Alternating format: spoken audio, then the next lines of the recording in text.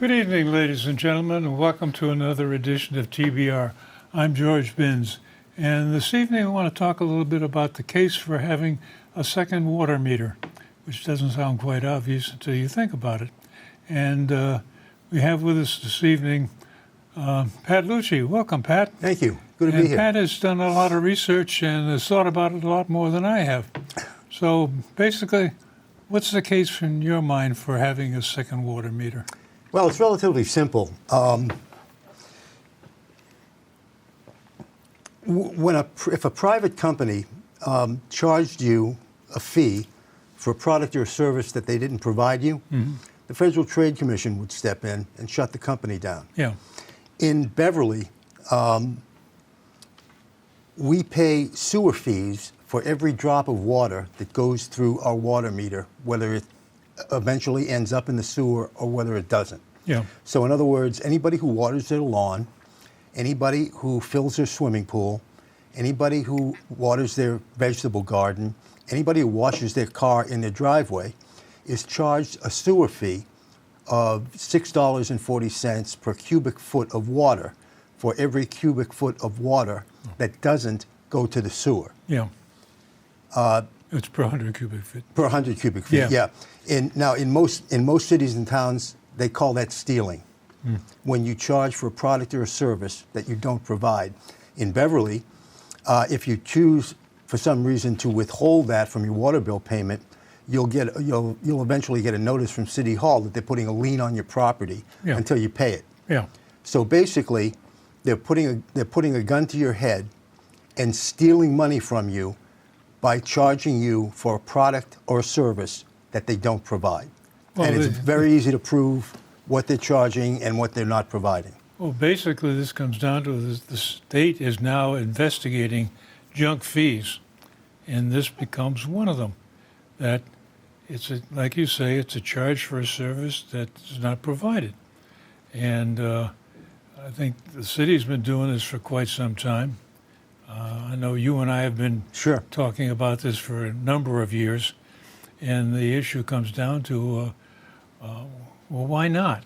It seems obvious.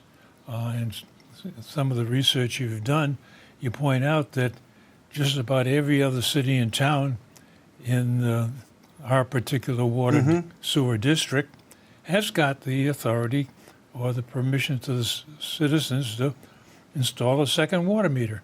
And yeah, you got to install that at your cost and have it plumbed in by a plumber and have it inspected and all the usual 9 yards. But you can do it. And if you have an irrigation system, the return on investment for doing that is one season. Yeah. Well, that's the other point that you get into is how much money is involved in this kind of thing? Millions. Yeah. And you put together a chart that talks a little bit about where all this money comes from and where it goes to. Yes, it's a fairly simple calculation. I used the lawn irrigation system model here because it's the easiest one to understand. Generally speaking, if you have a 2,000 square foot lawn, which would include your lawn and your flower beds and the whole thing, and that's not very big. No, that's most of the towns around, most of the city is an R10 zone, which means you got 10,000 square feet. Yeah. So a 2,000 foot lawn is not pushing it very much at all. No, not at all. And generally speaking, to properly water your lawn, it requires 0.623 gallons of water per square foot. Yeah. Over a period of time. So well, the number I looked up when I went through the same exercise that you're prodding was an inch of water every week or every 3 Well, every time you water. Every time you water, because an inch of water gives you 6 inches of penetration for the grass. Yeah. So that's the basis for it. So it's not something that got pulled out of a dark space. No. It's a reasonably well understood number. Yeah. If you start doing the math and adding it up, it doesn't sound like a lot of money until you get to the point where You water your lawn for 5 months out of the year. If you water it 3 times a week, the city is literally stealing from you roughly $127 a week. Yeah. Now, that doesn't even sound like a lot of money until you add that up over the course of 5 months of watering 3 days a week. Yeah. And if you extend this model out to include 5,000 homes, only 5,000 homes, Yeah. over the course of a season, they're stealing from us in excess of $3 million. Yeah. Now, that number does not include swimming pools, car washing. It does not include much larger pieces of land. So when you get into the math, it's a big number, and we don't know. First of all, we know where the money is coming from. Yeah. We don't know where it's going. Yeah. And if some of the things you hear from city councilors are things like, well, it's subsidizing the water rates for people who don't have lawns and don't have people who live in apartments and things of that. Well, that sounds great if you're Karl Marx. Yeah. That's called socialism. Yeah. You know, Well, that's the other part of the problem. This is set up as a special fund, the water and sewer funds, and it's an enterprise fund. And theoretically, you would imagine that, well, that's just to cover the costs of providing that specific service. And one of the things that one of these charts you sent me, they mentioned that the sewer fee was so high because they had to overhaul the pumping station. Okay, that's part of the cost of providing the service. The question I would immediately come to is, okay, when and if this pumping station is finally fixed, I noticed there was an article recently that they had to do some work on it because they're concerned about the tide coming in and doing some water damage in a storm. So, okay, they got to protect their investment. It's down on Water Street. When they get all this done, does the sewer fee drop back to something more like the actual cost that Salem charges Beverly to process the sewage? No, it doesn't. The cost does not go down, and that's an issue that's actually separate from the issue where people who are not using the sewers are being charged for using the sewers. Yeah, I mean, That's a separate issue, but it's all. I think it's all part of the same problem. Yes, it's very that definitely all part of the same problem. The city, I think, is, and I like to have somebody tell me no, but I think the city is using this as a revenue source as opposed to just providing a service that the city is expected to provide. And that's fine. It's great to have a rainy day fund. It's great to have a slush fund. But if you're going to have a slush fund, have it supported by the labors and by the fees of everybody, not just a select group of people. Yeah. Because we're talking about. I know some of the viewers are going to say, well, people with irrigation systems. Well, it's not just irrigation systems. An irrigation system doesn't have to be something that's buried in your lawn because you have a fancy house with a nice landscaping situation. An irrigation system could be 4 water outlets outside your house, 4 hoses, and 4 sprinklers that do this all day, and you move them around. That's an irrigation system. Yeah. So we're not just talking about the wealthy people who can turn the thing on and off from their basement on a daily basis. This is everybody. Yeah. This is the little old lady on Dane Street who has a nice little vegetable garden and goes out there every day and waters it. Yeah. She's being charged a sewer fee for every drop of that water. Yeah. And I think that's where the issue comes down to. It's a service the city provides, and if you're not providing the service, why are we being charged for it? Well, and then if you ask city officials about this, they'll give you a whole big bunch of very nebulous and very false answers about why it has to be the way it is. One city official will tell you, well, the Southern Essex Sewer District can't tell you how much water comes in to be processed from Beverly. Lie. It's metered. Yeah. It's metered. That's one of the ones. I got the same story when I looked at it a couple of years It's, ago. it's right on their website. They tell you it's metered. Yeah, and well, the story I got was exactly what you said. Is the city doesn't know exactly how much sewage they are sending into Salem, when in fact they do. They do. And I can't imagine anybody running any kind of system without knowing how much stuff are we processing. Yeah. Because that determines whether your system is up to speed and whether you have to add more capability or not. And so there's a whole bunch of issues. Yeah. You can't get away with running it blind. And these are questions, by the way, that on June 4th, I believe it was? June 11th. June 11th. Yeah. I sent an email to a city councilor who will remain unnamed because I would have gotten the same response from any one of the others. Yeah. I copied two others on it, and I've heard crickets back. Now, if we were back in the corporate world and we had this series of questions and we gave this to a staffer, we'd have answers in detail within 24 to 48 hours. Yeah. It's been the better part of a month now, and I've gotten crickets back. So does this mean that our city council can't get this information? It's pretty simple stuff. How many private properties in the city have irrigation systems? Well, that's pretty easy to find out because if you have an irrigation system, it's part of the assessed value of your home. Yeah. So you would know. Same thing with a swimming pool. And these questions have simply not been answered by any member of the city council who I've asked of them.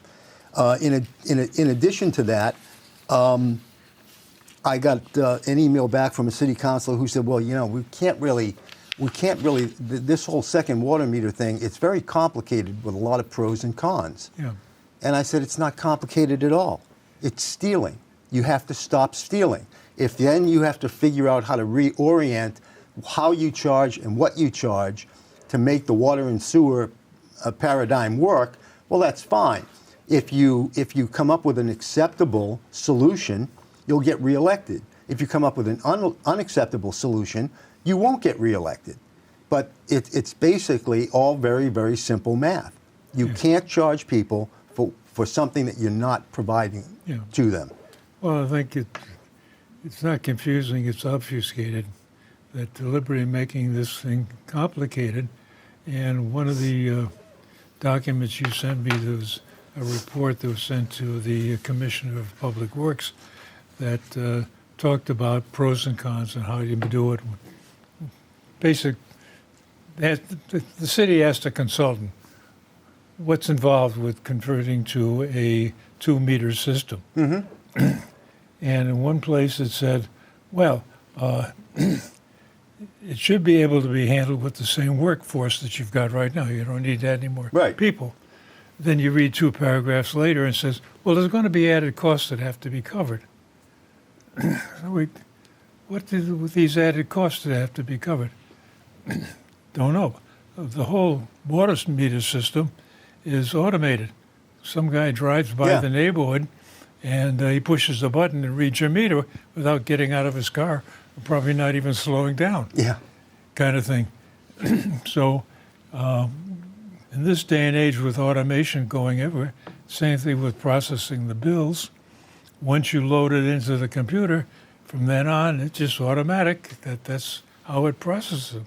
Yeah, so, this is not a complicated issue. No, and it should be relatively straightforward to come up with a decision that, okay, do we want to do this or not? And as you pointed out, several of the communities around us, just about all of them, have all agreed that, the citizens, taxpayers, at their expense, which is reasonable, can install a second water meter, and we, the city, will push the button twice when we drive by their house if necessary. Yeah, there are, let's see, 1, 2, 3, 4. There are essentially 5. There are essentially 5 communities that process waste through the Southern Essex Sewer District. Yeah. I spoke with someone from every one of these districts.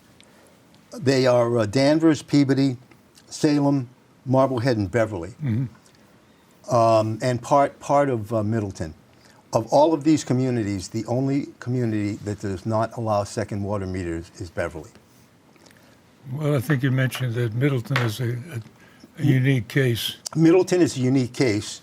I went to Middleton Town Hall a couple of days ago and said, why do you not allow second water meters? And the answer was 95% of our residents are on septic systems.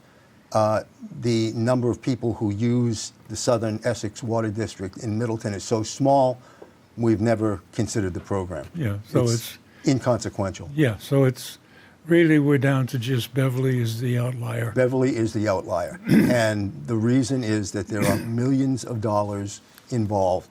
And I can recall bringing this up at a city council meeting back during the Scanlon days. And Scanlon got up and said, if this is all about second water meters, I'm against it. Closed case. Yeah. And just about every other, not every other, but just about every other councilor fell in line. Because if I was able to figure out how much money is involved in fraudulent charges, then I have to believe that the mayor knows, the city council knows, and they're all in on it. Yeah, I mean, I'm back to the point I made earlier that it's a revenue source. And yeah, we're going to have to get the money from someplace. And it would be better, I think, for everybody involved if it came out of the general fund, if that's what you're spending it on. Or if you're in a situation like have to do some work on the pumping station, okay, that's a special one-time fee. And after you finish the work, then that special one-time fee disappears. And I think it's too convenient for the city to keep, well, we need to have this rainy day fund. Well, that's nice, but where do you get the money from? And the point you made earlier, it should be a general contribution of everybody involved, because that's what they're using it for, is whatever comes up. And granted, it's nice to be able to say, oh, we can reach into the fund and pay for this instead of having to bond it. Well, condominium complexes do this all the time. If a condominium complex needs to do re-roofing, they do a one-time assessment to cover the cost of the roof, and then the condo fee remains the same. Yeah.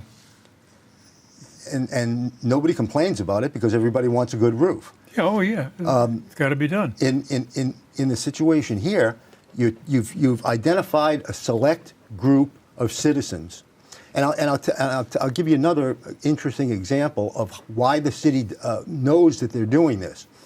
There are some cities and towns who, for whatever reason, do not allow second water meters. But if you happen to have a swimming pool, and you want to fill your swimming pool at the beginning of the season, they will send a fire truck out to your house.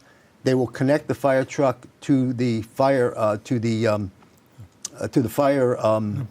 fire pump on the street, and they'll fill your pool. Why will they do that? So you don't have to pay a sewer fee to fill your pool. I specifically asked the Beverly Fire Department, do we do that in Beverly? And the answer that came back was no. We should, but we don't. Yeah. So activities around sewer fees are specifically designed to steal money from certain groups of people in the city, and it has to come to a screeching halt. Yeah. So I think this is one of the concerns that keeps coming up, that the city is not very transparent in how they operate. Well, what scares me is the city is not very transparent, but the people are not very concerned. I've been bringing this issue up for quite some time. I've written guest editorials at least twice in the Salem News, and we've gotten very, very little reaction. Yeah. So this issue needs a lot more publicity in a lot more outlets to get people concerned enough. I mean, we did it with train whistles way back when. Yeah. It's time to do it with second water meters. Yeah. And I think the numbers you put together where if you get to be really serious about watering your lawn, that adds up to a big number. And on an individual basis, it's $1,000 a year. In the summertime, when I water my lawn on a regular basis, my water bill soars to over $1,000. Yeah. Now, think about that for a minute. There are 2 people who live in my house. Mm-hmm. That's 2 showers a day. That's 2 loads of laundry a week, and that's 2 loads of dishes a week. That's what my house sends to the sewer. Mm-hmm. How does that get to be $1,000 between May and September? Yeah. I water my lawn. Yeah. That water doesn't go down the sewer, but I'm paying a sewer fee of $6.40 for every 100 cubic feet of water, which is, I believe, 7.4 gallons of water. Yeah. That does not go down the sewer. And when I brought this up to another city council, this is the kind of the response that you get. I'm sorry I didn't respond to this sooner. However, I've been looking into this issue for the last 5 years. Mm-hmm. It's a complicated matter with pros and cons, and my fellow colleague councilors have just submitted an order to look into this. Mm. That's what you get back from the city councilor. I've been looking at this for 5 years. Yeah. You don't have to look at this for more than 5 minutes. And here's, by the way, is proof that the Southern Essex Sewer District does meter what comes from Beverly. Yeah. They know it down to the droplet. Oh, yeah. They're in business to process sewerage. Yeah. They got to know what they're doing. Yeah. So it's literally criminal theft. Well, I went through a simpler calculation. I just went and looked up some of my old water meters bills, and just took, I get billed quarterly. So the 2 quarters that cover the winter, I added those numbers up. Excuse me. Excuse me. And added up the 2 bills for the summer quarters. And depending upon which year I'm looking at, it's 80 to $100, $150. So, and I'm not especially aggressive about watering the lawn or the garden. We wash the cars, we do that, and my granddaughter and my daughter-in-law both have gardens, so they're a little more than the average, but it's not anything spectacular, and yet it shows up as a couple of $100. So it's not trivial, especially when the total bill is something in the order of maybe $250 to $500 a quarter, depending on which quarter it is. But it shows up, and there are people around town who, hey, that's a big number. Yeah. That affects their style of living. Yeah, and one of the questions that I did ask of these counselors, what happens to where does the money go?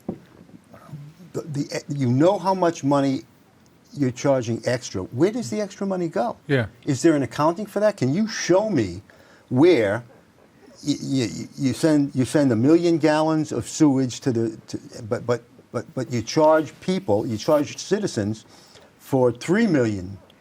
Well, that's a delta of 2 million gallons. Yeah. Where do the sewer charges for that extra 2 million gallons that you're charging for that aren't going to the sewer, where does that money go? Did you buy a street sweeper with it? Well, does that mean that we're buying equipment for other departments on the backs of select groups of individuals in the city? You can't do that. Or, and this wouldn't be the first time this ever happened, are some of these folks lining their pockets with some of that money? We don't know. Well, I think that's a little bit of a stretch to figure out how I they- don't. Nobody ever stole from a municipality before. I mean, it's happened. Oh, it's happened. If you don't know where the money Well, I goes, mean, this is where this thing can get to, I think, out of hand, that we're getting to beyond the point of what are we trying to do? And I think we're really trying to get the city councils to recognize that, hey, we're onto it. We recognize that there's excess money that's being accumulated, and the point you made is a valid one of what I call transparency. Where else is this money being spent if it's not sent to Salem? you're saying we need the city council to say we're onto it. My fear Yeah. is that they're already onto it, and they're not just onto it, but they're in Now- on it. Well, now it's their job to do something about it. Bottom line is, if you're not onto it, then you're in on it. You know, that gets to be a bit much. Anyway, thanks for the update and appreciate the words of wisdom. And, Absolute pleasure. Yeah, and hopefully this thing gets resolved some way or the other. And like you mentioned earlier, you and I have been on this issue for Yes, we several have. years, and it's getting a little frustrating. So, ladies and gentlemen, as I usually mention at the end of the credits, there's my email address. If you got any comments, send me a note. And if you want to have a longer discussion, I can always make room for you here at the table. And thanks for watching, and stay tuned.